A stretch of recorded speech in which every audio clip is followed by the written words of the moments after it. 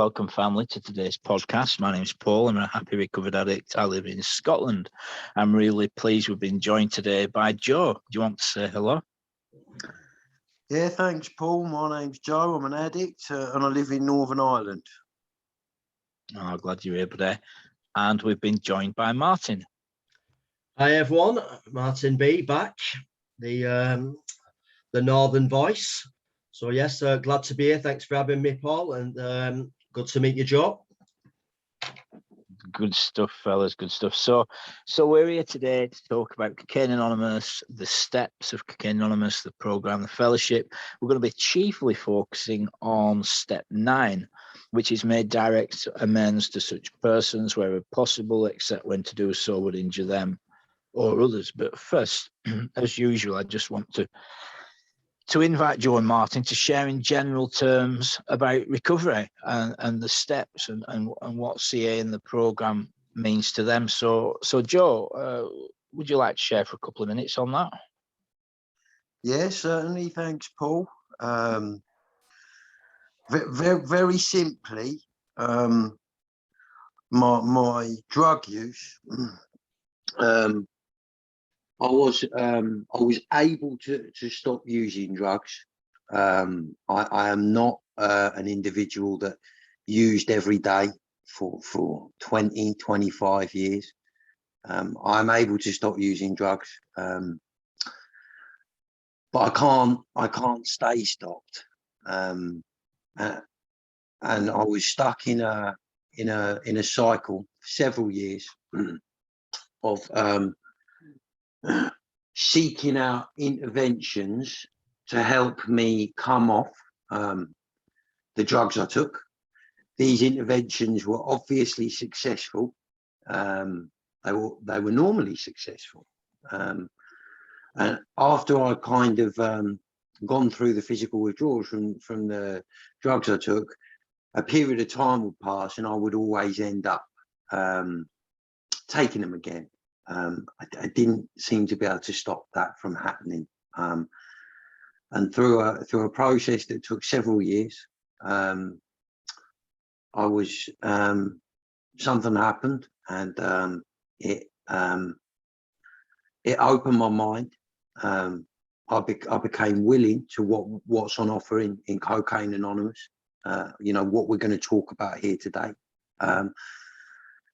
And I took the 12 steps, and I got, that was a process by which I got sufficient power, to stop that from happening. I was restored to sanity, as a result of the 12 steps and the connection to this power. Ever since I took the 12 steps,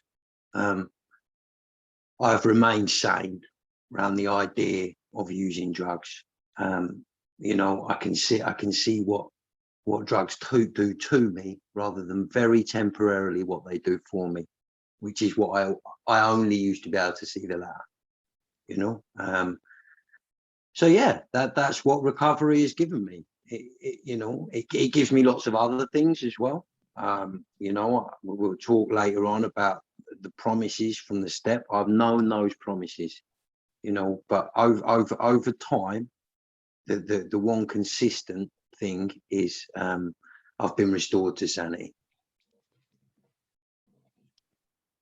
Beautiful. And I'm just going to ask Martin to share with us. While he's sharing, I'm just going to put up those promises for our listeners to look at. Martin, what's your thoughts on Recovery CA, the program? Well, I would say very, very influential in a person's mind when they're ready and willing to come to the meetings and take part in the steps and admit powerlessness over the addiction, which is obviously step 1.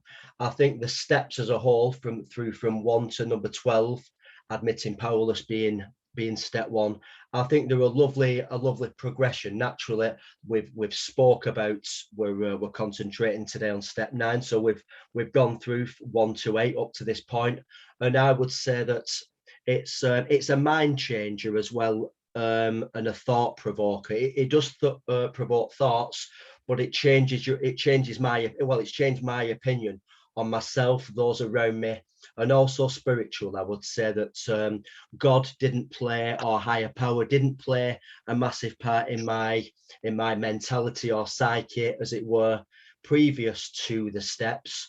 But then realizing that there was a power greater than myself, step 2, and then turning my will and my life over to this higher power or God, step 3, were just natural things that become little by little that I started to integrate. Becoming then aware of my character defects and my shortcomings, step 6 and 7, and asking God to remove those. I had it in my mind, well, I am quite envious at times. I do get quite jealous at times. I do become quite irritable and frustrated at other people, and I have quite a large ego. So to try and transform those thoughts and feelings, which sometimes provoked and turned into actions, to try and monitor them and have them in my mindset before I then took action, and became irritable at anybody else, it was it changed that for me totally. So has improved my life no end, really. I can honestly say that I'm a transformed person, and much better for being part of Cocaine Anonymous. Yeah, I mean, you know, what we talk about in our meetings and is alcoholism and recovery from alcoholism. Alcoholism is addiction. Sobriety is recovery. Alcohol is a drug. A drug is a drug is a drug. And, you know, addiction is addiction. Recovery is recovery. And, you know, alcoholism is addiction. And I can put the alcohol down, Joe and Martin, but still have problems with the addictive reasoning. The inner critic, the negative thinking, the catastrophizing mind. And the problem with that is, after a period of being clean and sober, if I don't watch out and keep an eye on my behavior and my words and how I am towards others, that can very well be a sign that I'm headed back to the boozer or the crack house. Yeah. You know, that's my truth. And what we talk about in these rooms, or what we ought to be talking about in these rooms, recovery of ANA, is sobriety and recovery from alcoholism, from the addictive mind. You know, and so, you know, whichever way around I look at it, the reality is that in active addiction, the solution I had, Joe, Martin, was not a particularly good one at that time. You know what I mean? And I tried to make it work. You know what I mean? You know, a drawer full of works. You know, you know, and it was a long time ago. But the facts remain that I tried to make that part of life. And we was in a big book study. Goodness, what day was it? I think it was yesterday afternoon, and it was a bit in the big book. Our basic text. It's actually called Alcoholics Anonymous, but we call it the big book. And where the chap, he's having his lunch, he's been sober for a little while, and he gets the idea that it'd be all right to put some whiskey in with his milk. You know, it's a member of AA, clean and sober for a while. You know, now, naturally speaking, I can't think of anything more pungent, more horrendous than putting whiskey with milk. You know what I mean? But there you go. Some people's thinking. And I look back and it's like, oh, life's good, you know. And I was counselling a friend of mine this morning, fellas, who just can't quit using. He manages to get a few days or a week, who just picks up again. And, you know, he has a horrendous night. The next day he's got the 4 horsemen: fear, bewilderment, terror, despair, wondering what the hell's happened. You know, he's got to crawl his way back to his higher power, to God, and be reconciled with his family. And for whatever reason, it seems like a good idea when things are good to mix heroin within it, or cocaine, you know. And so that's similar to putting whiskey in the milk. Complete madness. But the problem is, it seemed like a good idea. And that's what we call alcoholism. Joe, what's your thoughts? Yeah, I strongly agree, Paul, with what you just said. And you know, Jim's story in the book. I identify with it. I identify with it because as I was saying at the beginning, and as you very rightly said, this how I am, this kind of this natural state I have when I am taking drugs.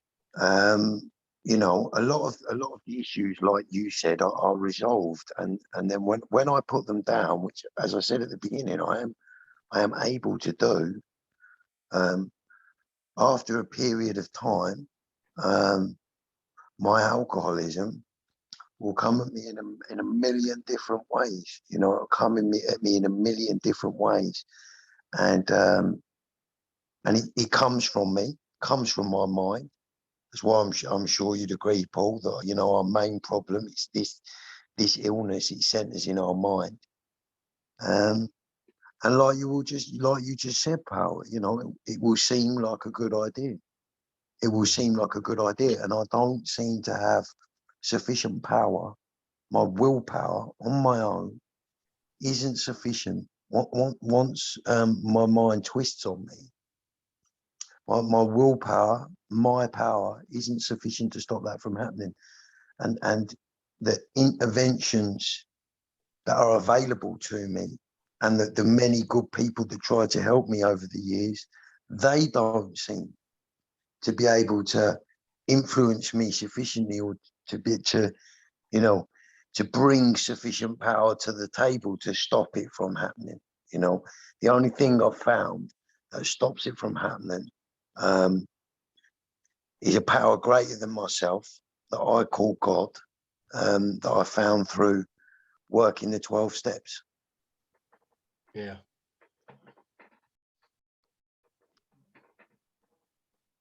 Come on in, Martin. Yeah, I would 100% concur with what Joe's just said, that the spiritual aspect, whether, you know, your higher power, whatever that might be, mine's God. I think that is very instrumental. I think Paul's reminded us in a few of the podcasts previously that obviously this is not a cult type of thing. This, your higher power, your God, is just something that you will use type of thing to assist your recovery, and is in tune with your your good-natured conscious type of thing. Well, it is with myself, and as Joe rightly said, I'm able to pass certain things over to my God, my higher power, my character defects, my shortcomings, which then just allows the light to be shone on my good sense of my good traits type of thing, you know, being kind and being civil and being loving towards other people, and asking God to be instrumental in my life and in my recovery. It takes very much the idea of self-aware. I'm less concentrated on what do I need to get through the day, what is the best for me, and instead I try to take the opinion straight away. Now I must confess to other people, what can I do to improve somebody else's life? What can I do to assist somebody else? And in turn, not in a selfish way, but that actually does assist me and make me feel better, as well as improving the life and the mentality and potentially physicality and drug use of that individual who I'm assisting. So it's a positive circle instead of a vicious circle once I've turned my mindset towards others instead of self. And that's something else in which Cocaine Anonymous has allowed me to progress in my development. Absolutely. So, without further ado, let's get into the mechanics of step 9.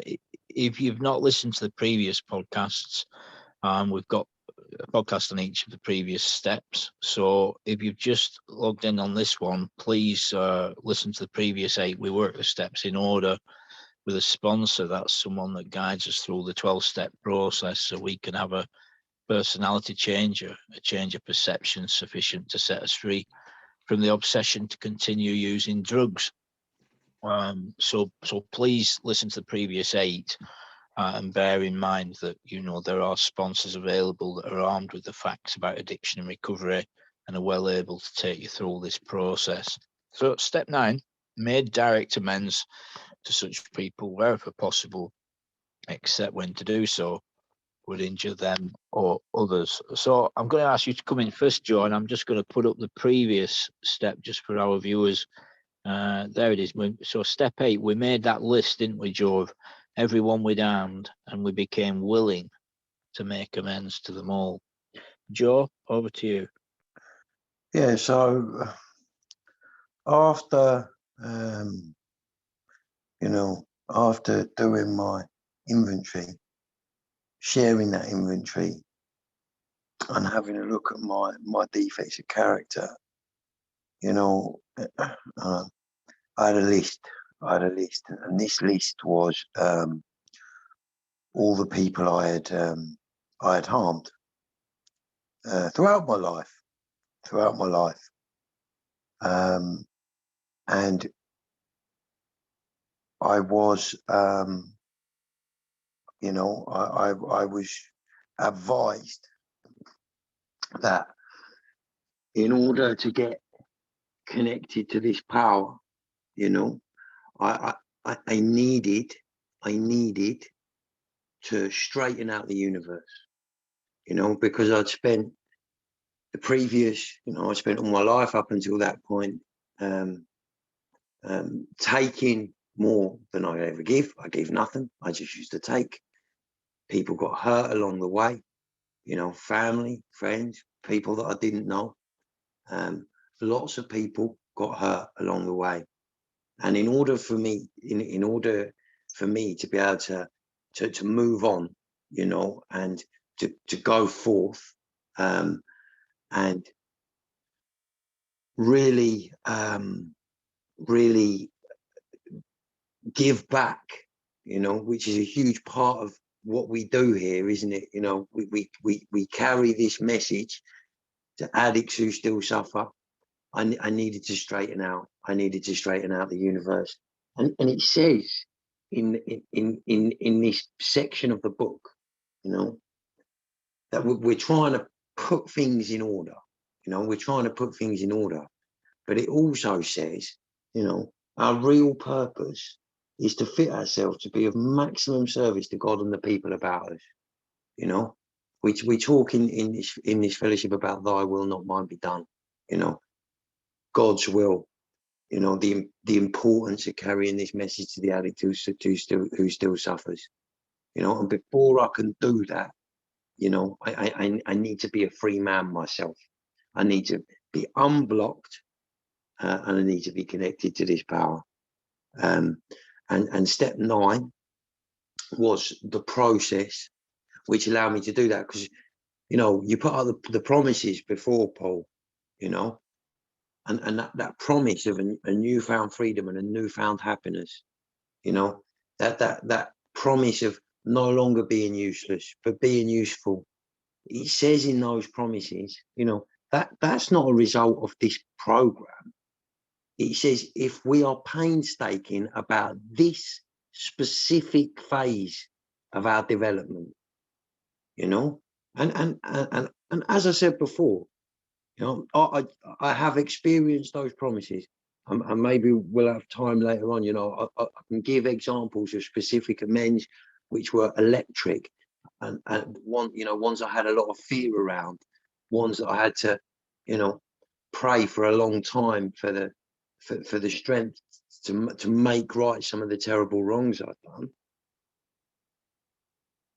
You know, but that I don't live in those promises, you know, I don't, but I have experienced them, and I regularly do experience them. But the result of taking these 12 steps, and in particular step 9, it's vitally important, is that I've remained sane. I've remained restored. I've been restored to sanity round that first drug, and I've remained sane. Beautiful, beautiful. I think it's really important as well to recognize what you said about getting unblocked. You know, and every day is a school day. You know, we learn things every day fresh about the steps and their application of the steps and the spiritual principles behind them.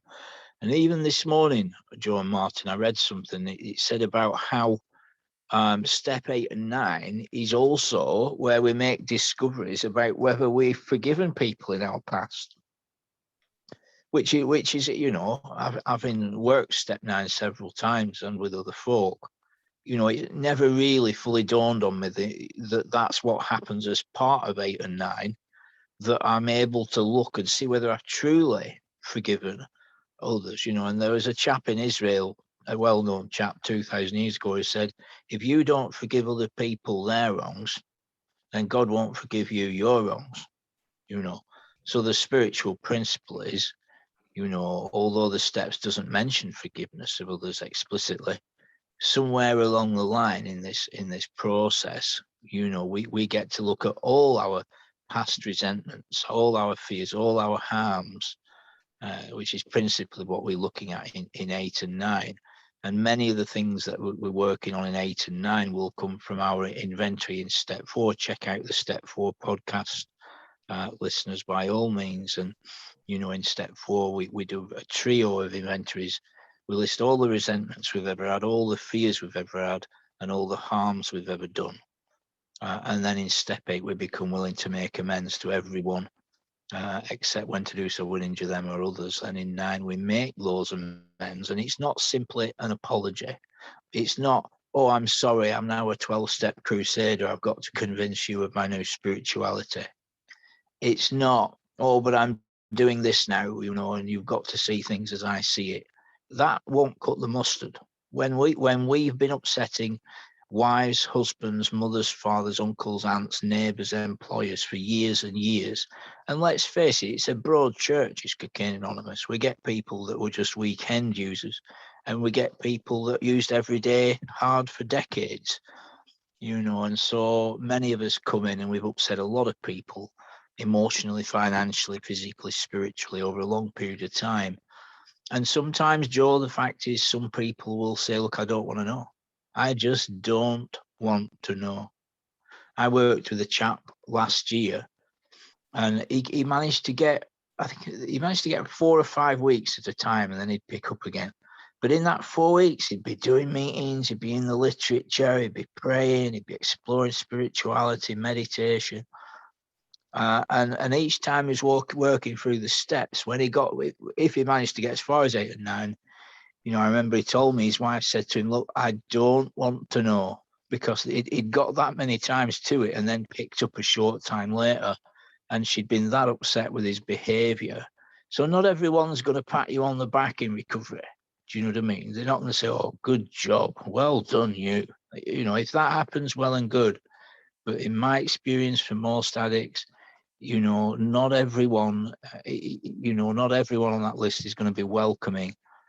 Conversely, in my experience, most people are, because what's happened is, Joe and Martin, we've got into that solution. We're attending meetings, we're reading literature, we've got our own personal spiritual literature, we're listening in meetings, we're learning, we're growing, we're changing. We've already worked the first 8 steps. You know, and I can't emphasize that strongly enough. If you've just landed on this video on YouTube or Skype or WhatsApp, you know, this step is worked by a person that has worked the previous 8. So they're already on a spiritual journey. Anyway, Martin, what's your thoughts? Yeah, thanks, Paul. I would just state there from what you were saying that I agree. Not every amends is going to potentially get the response that you were that you were hoping for. I remember that I was sometimes not I didn't get this response all the time, but I was looking for a, well, you know, well done, Martin, you're doing the right thing. I'm proud of you type of thing. And that's not always the response that you'll get, which can be slightly deflating. However, the meetings, which obviously yourself, your good self, Paul, will talk about later on, where people can attend, that's where you can share on matters that you're dealing with at that, you know, at the specific time. So you might be on step 9 and going through this, and that's where you're likely to get a well done, because you're circulating around similar mindsets and similar addicts who understand what you're going through, and the you know, the levels that we've been through in the past and what we're trying to get to now. And you'll find a lot of support in them meetings. Personally, obviously this step 9 relates in a sense to step 4, which is to write down, for me, write down all that I've done wrong, and analyze my fears, harms and resentments. When I was initially writing it down, I started quite slowly, but then when I was thinking about some of the things, that the resentments that I'd got, and that had still not gone, and I was still a little bit embittered about. I was like William Shakespeare with the pen. I couldn't stop writing them down. And then it was, well, what am I going to do with these next? But if I'd have gone straight into step 4 to step 9 straight away, missing out 5, 6, 7 and 8, it wouldn't have worked for me. Because when I was writing down these types of anger that I felt, and the fears and harms that had been done to me or to other people, I think I would have gone into the situation with the individual that I was trying to communicate with, to either apologize or to reach an amends with. And I think I'd have been expecting something along the lines of, well, and you did do that, Martin, however I did this type of thing. So I was waiting for a kind of a 50-50 acceptance of guilt. Whereas as mentioned previously by myself, step 6 and step 7 enabled me to get an awareness of my character defects and my shortcomings, and then think to myself, well, I've acted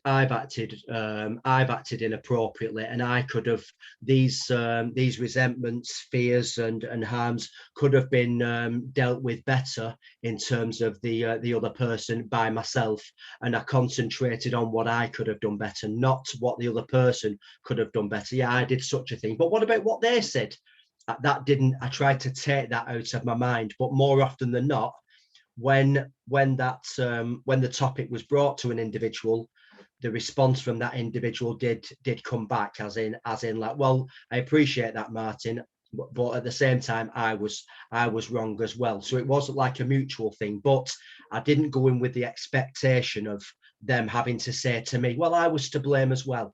It was a house clearing for me, and analogy of cleaning the side of your street. And I felt, once I got started, I felt free and I felt liberated. And the 12 steps to me are all about balance, a mental balance as well as an emotional balance, and keeping on the straight and narrow. And I know if I go too low, I'm likely to pick up. And I know if I get too giddy and excitable, I'm likely to pick up. So therefore, with all these negatives, fears, resentments and harms in my mindset, I was very much on a negative. So when I was picking up, it was blocking out these things that were in my mindset that I just didn't want to deal with. Once I dealt with them, they then became a minus. The minus then began to dilapidate, as it were, to corrupt, to fall.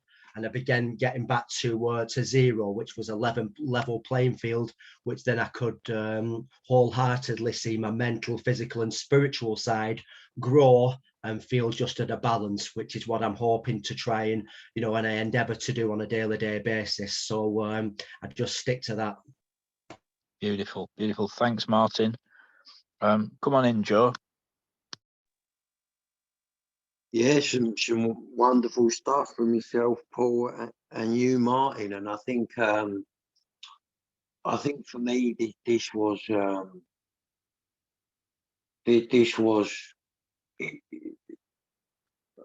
as I keep saying, you know, it's part of a process which allowed me to get connected to a power that my life depended on, you know. And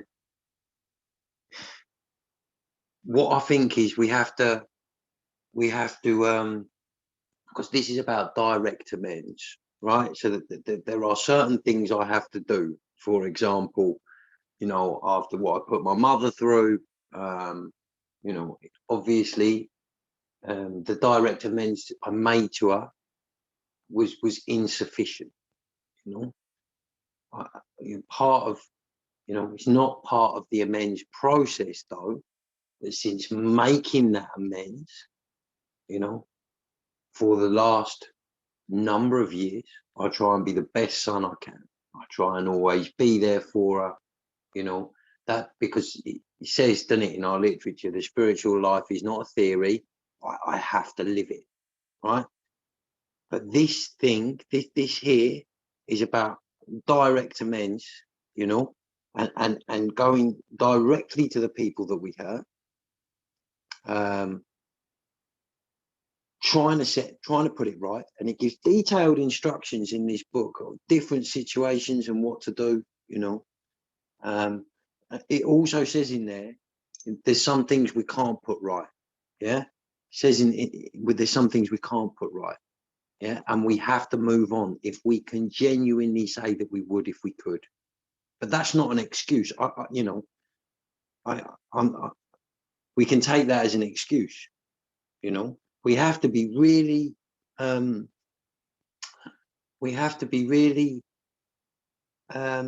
careful in this process, because the book gives us circumstances, you know, where it's not possible to do so. But I've had to, over the years, because some of my amends have been made years later, you know, through finding people through social media and things like that, years later. But I have to remain willing. I have to continually ask for that willingness, and then if an opportunity to make make an amends crops up, I need to do it, because it says you know, it's very clear. We're going to any lengths here, you know. We're going to any lengths to recover from alcoholism.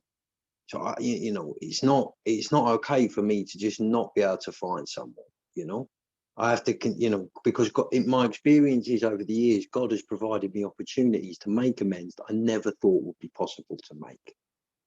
But that's dependent on me remaining willing, you know, and taking these opportunities when they come up. Because sometimes, you know, there may be a wrong that I can never fully right, because maybe I can't find an individual. Maybe I have no idea where an individual is. But then if years later that individual enters my life, or I find a way of making an approach to that individual, you know, that's not the case anymore. You know, it has become possible for me to make direct amends to that individual. And I have to do that. I have to do that. It's part of the, you know, I made a decision to turn my will and my life over to the care of God as I understood him many years ago, you know. And this is part of it. This is part of it. And I can only remain connected to this power, you know, by doing what God would have me do, and by being the person that God would have me be. And that involves, as I'm sure both of you have experienced, you know, that involves, like what's already been said, you know, approaching to people that we do not want to approach, you know, admitting to things that we do not want to admit to, paying back money, which has been a big one for me over the years. I've paid back thousands of pounds, because I had a habit of taking things that didn't belong to me. I've paid back thousands of pounds, but it's not my money. It's not my money. It's theirs. I have to remain willing to put that right. Beautiful. Absolutely. You know, and I just want to give a shout out for anyone who's just landed on this video on YouTube. Please come along to a meeting. At meetings, we share honestly where we're at. We share about what step we're on, where we're at in our recovery, what's going on for us, you know, and obviously we're talking about this wonderful step 9 part of the 12-step process, where we make amends. And I've seen miracles happen on step 9. You know, I've seen families reconciled. I've seen parents reconciled to children reconciled to their parents, or adults reconciled to their elderly parents, middle-aged parents. I've seen people be reconciled with employers. And you know, if you're new to CA, you're probably wondering what kind of amends we're talking about. You know, and obviously there's different ways to make amends.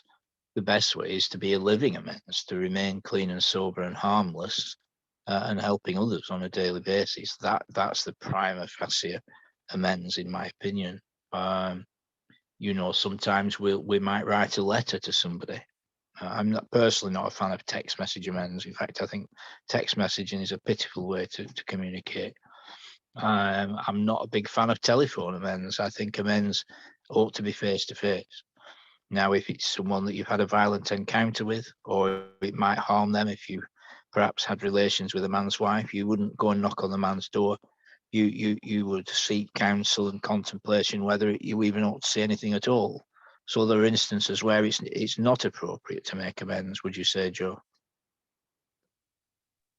I absolutely would, and I strongly agree with what you said, Paul.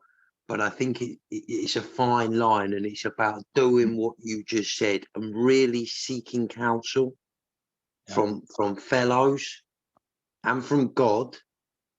You know, because what I can't do is use what I can't do is use things as an excuse not to do it. Yes, Now, quite. if I genuinely can't, yeah, I will fully agree, because it says unless when to do so would harm them or others. Yeah. And I strongly agree with that.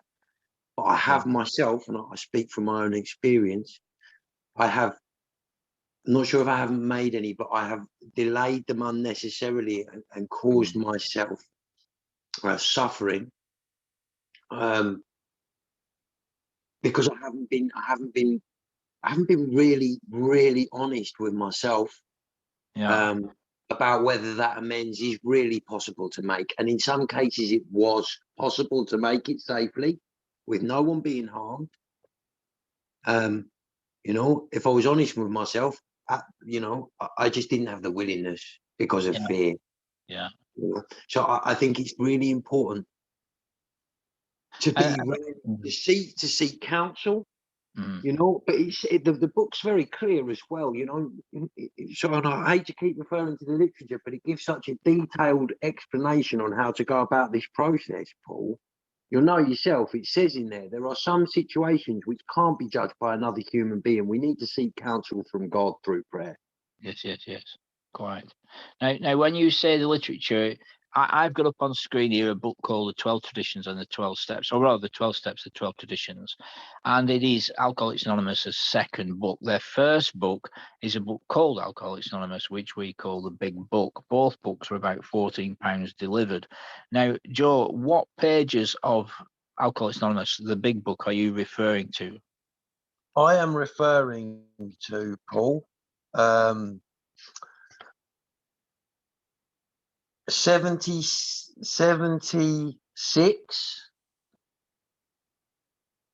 to page 83. And I would just quickly add, you know, what we're talking about here, it's a very important subject. Yeah. And the chapter in the Big Book of Alcoholics Anonymous, and I should have been clear about what literature I was talking about there, Paul, I apologize. In the Big Book of Alcoholics Anonymous, there is a chapter called Into Action. the majority of that chapter covers what we are talking about here. You know, we talk about trusting in God, cleaning house, yeah, and helping others. This is a big part of cleaning house. Yeah. Well, I'm gonna let Martin in a moment, but and then whilst Martin's talking, I'm actually gonna put up on screen into action. But I just want to say, whenever I'm counselling guys that are just about to work step 9, I suggest that they are concise in what they say. Right? They're not there as a crusader. They're not there to convince them of their newfound spirituality. Right? They're not there to excuse, rationalise, and justify their behaviour. They're there to admit that they've made a huge blunder, often over a long period of time, and they're there to see what they can do to make amends, which amends is obviously to mend the situation, to mend the net, to see if there can be some reconciliation, some repair, some healing in that relationship. So I'm going to mute and let you back in, Martin, my friend. Okay, great. Yeah, well, I think this has been an absolutely excellent session, to be quite honest with you. I think people are likely to pick a lot up from this, because I'm honest with you. If I'm honest with you, I think it's been very much like the CA meeting that I generally attend with yourself, Paul, whereby you can pick up a lot from what other people are saying, and in accordance with that, what I mean is the what Joe was stating about the mindset, and basically the integration of step 9 as well as the other steps that Joe was talking about on a daily basis, and keeping it in mind that if you feel it's necessary to make amends, that you do feel spiritually free and spiritually mended, as you highlighted, Paul. If you do take them steps, to not do so just builds up a negativity in you, which can potentially build your ego type of thing, and help you to forget about others and concentrate more on self, which for me personally ensures that I'm more likely to return to cocaine. So that was a perfect point that just got me thinking, as does all the meetings when you sit back and listen. And the point from yourself, Paul, was the fact that you brought up the issue of past amends that have been made. Now, whilst I've been sat here, I was thinking of the amends that I wrote down in step 4, when I wrote down all the resentments and fears, and then someone just sprung to my mind that I'd got into an argument with, because this person owed me money and I didn't get the money back from them. And I came to the solution, and in my mindset, that I need to forgive this person. They weren't in a particularly good place at the time, and I did the right thing by assisting someone. So forget the money now. I helped them at that particular time, and it's not about the money anymore. But as soon as you brought up the fact, Paul, of making sure that we're still on the right mindset with, current amends, and also, that have happened recently, and also our past amends, the first thought that come to my mind about that individual who had lent money to and not paid me back was that bloody scoundrel type of thing. But then I initially went back to, no, let's think about what we've wrote. So I think it is, as Joe rightly said, I think it's necessary to just keep on top of things, and remember it's all these steps, including step 9, are progressive, and also we need to try and infiltrate into our day-to-day living to ensure that we're living a life full, and which justifies us as excellent human beings, which we all are fundamentally. And doing these steps on a day-to-day basis just helps to keep our souls as well as our body and mind clean, fresh, sober, and serene. Absolutely. So I've got to put chapter 6 of the big book Alcoholics Anonymous there, Joe. Could you share with us a bit more the importance of the literature and the importance of the shared experience around step 9, Joe? Yeah, absolutely. Like I already said, a lot of what we're discussing here today is covered in great detail, you know, and it gives us clear instructions when to make amends. It talks about when not to, you know, and I think it's really it's very clear, and it's up to us. As I said before, you know, we've made a decision to take on direction. And in many cases, the direction I take comes directly from this book.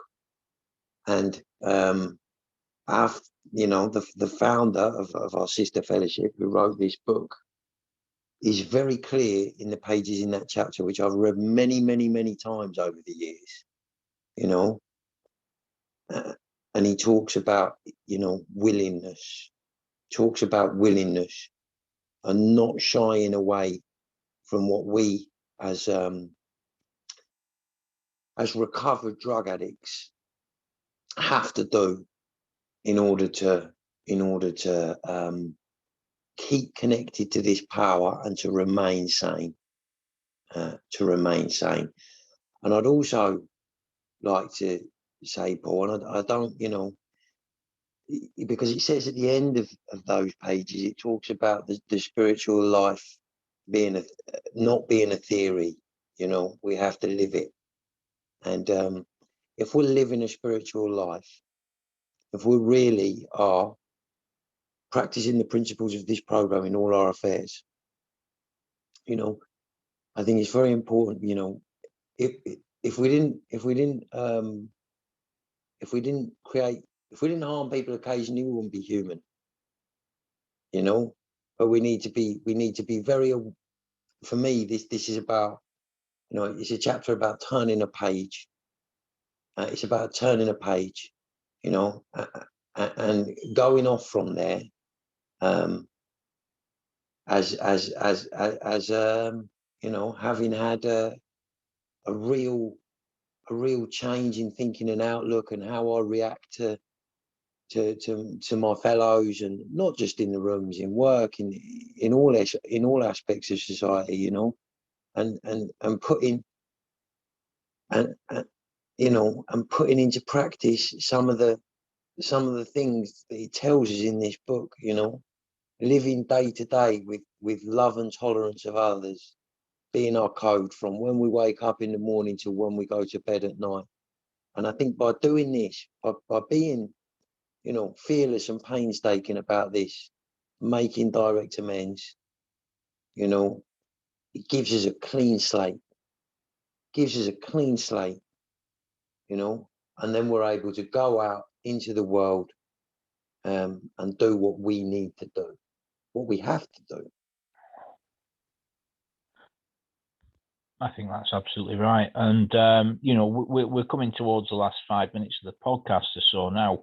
And I just wanted to give a shout out to anyone that's perhaps worked these steps in previous years and have found this video on Skype or YouTube or WhatsApp and perhaps become disenfranchised. I'd like to encourage you, dear listener, to go through the process again and find yourself a sponsor armed with the facts about addiction and recovery and get into this process and get some freedom from active addiction.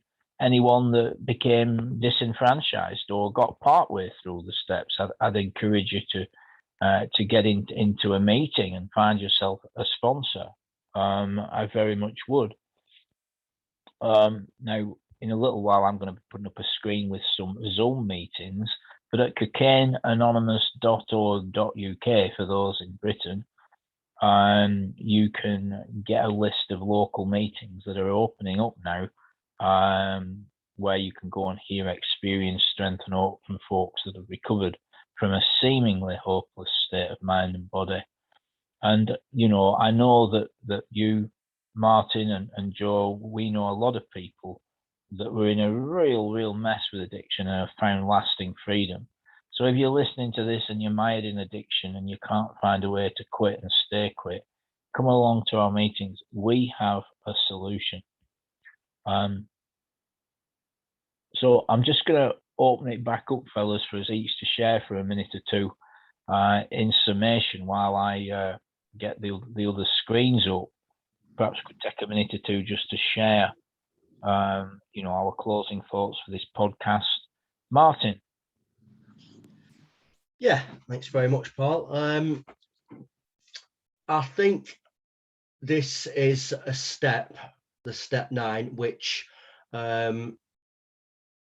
is fundamental to me, for me personally, in terms of my spiritual progression type of thing, and the psyche and the having the psyche and the mentality of a higher power and a God in my mindset allows me now to find amends, to, as you stated, Paul, to mend situations instead of being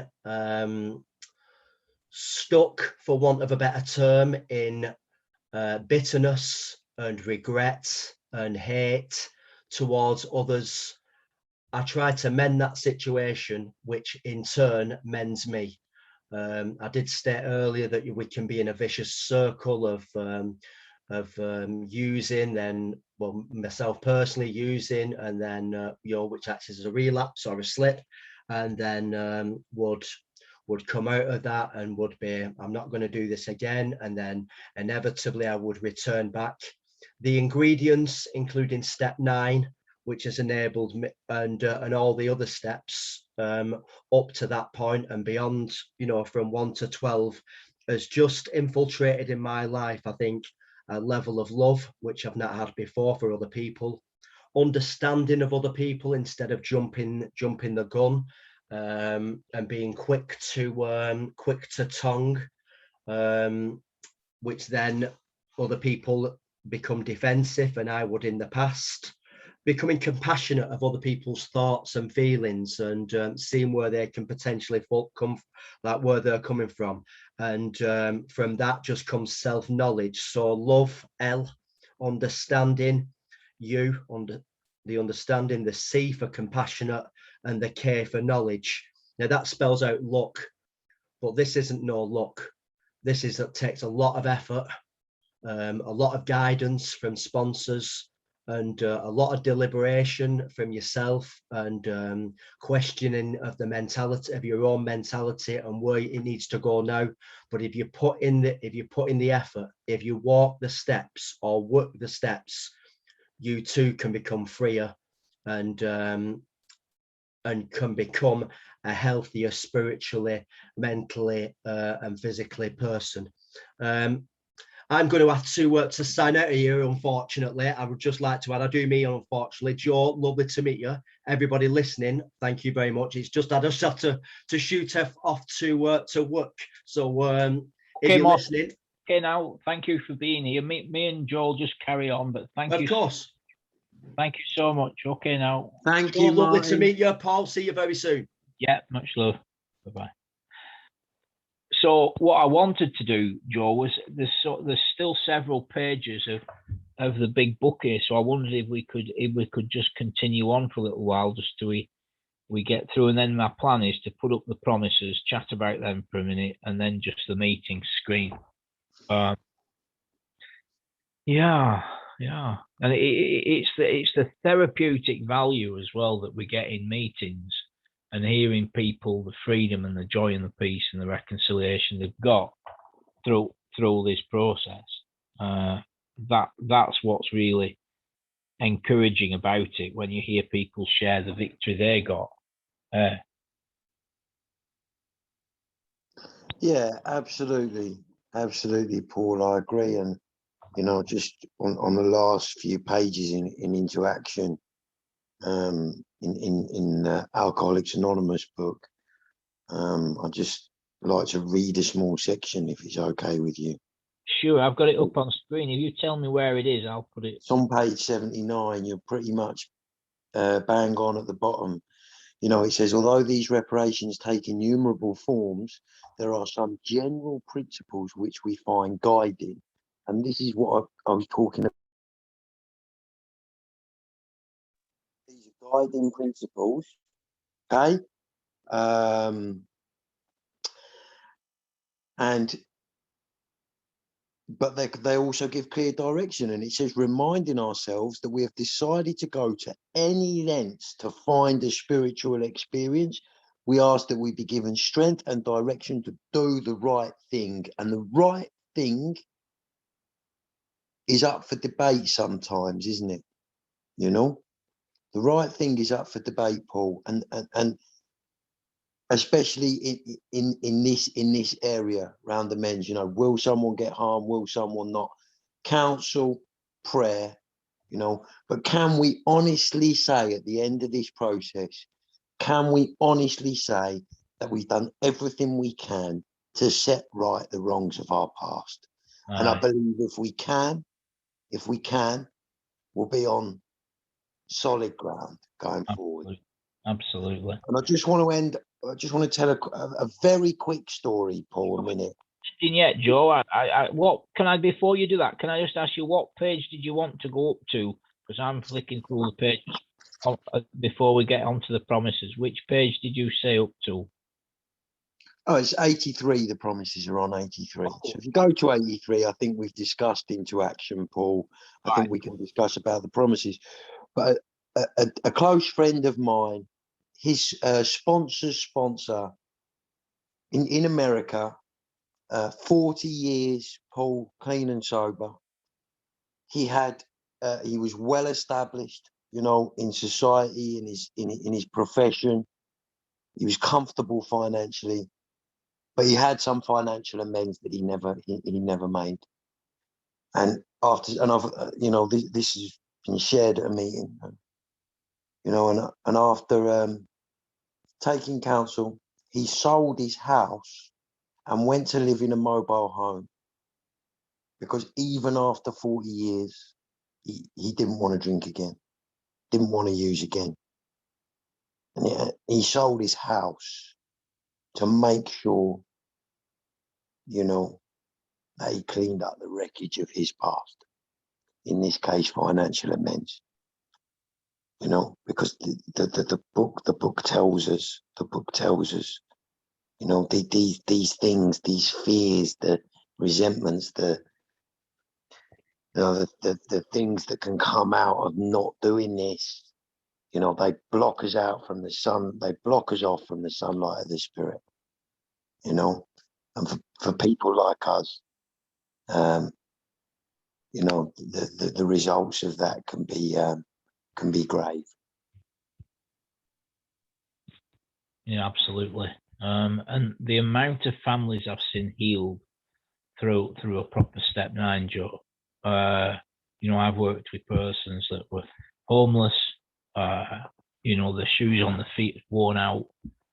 They were down to 7-8 stone. You know, they'd been in jail.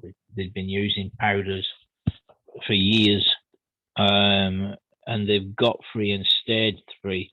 And the process of step 9 was really important in the rebuilding of their families.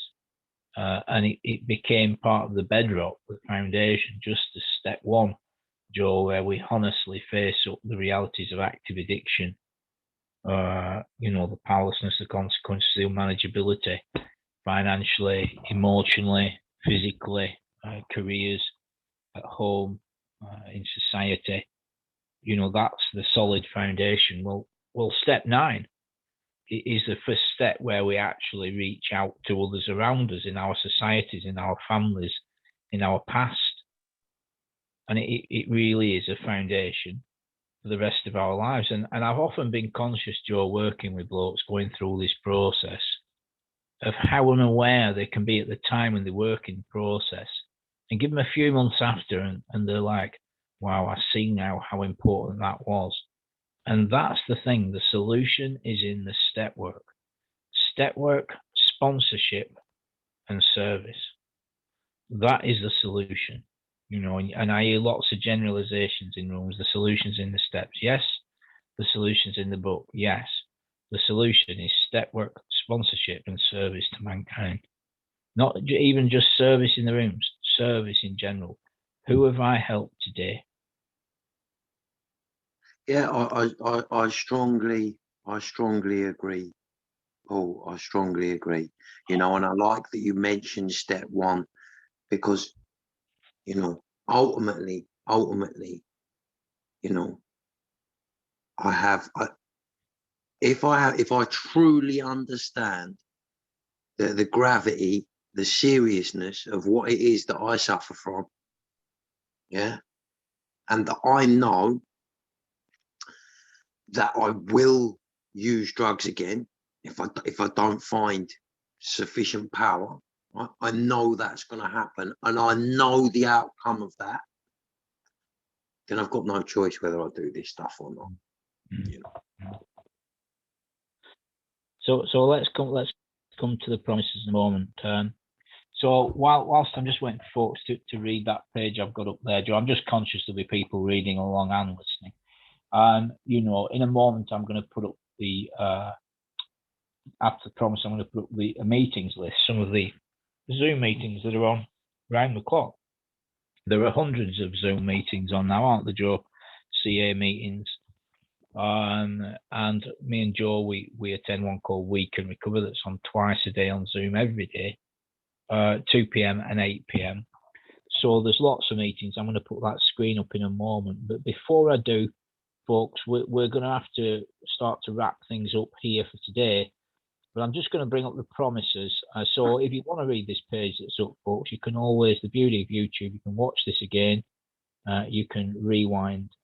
Where are they, Joe? Did you say they're there? You've gone past them, Paul. You've gone past them. If you go down there at the bottom of page 83, and I'd just like to highlight, you know, something that I said earlier, because these are sometimes, I make, you know, some meetings, they call these the promises, and they are read in a general way, like they are the result of this program. Yeah. That is not entirely true. Yeah. It's very clear that these promises are about if we are painstaking, yeah, if we go to any lengths, specifically with this part of the program, yeah, then we will experience these promises, you know. And my experience, and I know your experience, Paul, and I know the experience of many others, is that that is true. Yeah. Absolutely. So look, there are the promises there, folks. By all means, pause these and read them for yourself. Where it says, if we're painstaking about this phase of our development, we will be amazed before we're halfway through. We're going to know a new freedom and a new happiness. We will not regret the past, nor wish to shut the door on it. We will comprehend the word serenity. We will know peace. No matter how far down the scale we've gone, we'll see how our experience can benefit others. That feeling of uselessness and self-pity will disappear. We will lose interest in selfish things and gain interest in our fellows. Self-seeking will slip away. Our whole attitude and outlook upon life will change. I'm tested now, Joe, whether my memory will change. Fear of people and of economic insecurity will leave us. We will intuitively know how to handle situations which used to baffle us. We will suddenly realize that God is doing for us what we could not do for ourselves. Are these extravagant promises? We think not. They're being fulfilled amongst us, sometimes quickly, sometimes slowly. They will always materialize if we work for them. That's very important as well, Paul. I know we're wrapping up. Sometimes quickly, sometimes slowly, you know, because as we've already discussed, you know, sometimes this process takes time. Yeah. But we can't use that as an excuse to put these things off, you know. Absolutely. Sometimes things genuinely cannot be done. Yeah. Sometimes they can, but we do not use this as an excuse to not do what we have to do, you know. Absolutely. So look, I've got up on screen there some meetings that are on, and you're welcome at these meetings. Please come along to a Zoom meeting. Only about a quarter or less of the attendees put the camera on, so don't ever feel you've got to put the camera on if you come along to a Zoom meeting. You don't even have to speak if you don't want to. On the other hand, if you'd like to share, you'd be welcome to. We Can Recover is on twice a day, every day, 2 p.m. and 8 p.m. UK time. So by all means, take a look at this screen, get yourself the Zoom app and come along to a meeting. So, Joe, I'm going to wrap things up there. Thanks so much for coming along, and thanks to Martin in his absence, who's had to dash off to work. Thank you, Paul. Thanks for inviting me. Good stuff. Okay, until next time, family. Any questions, put them in the comments. We'll try and answer them. Okay, thanks, everybody. Bye.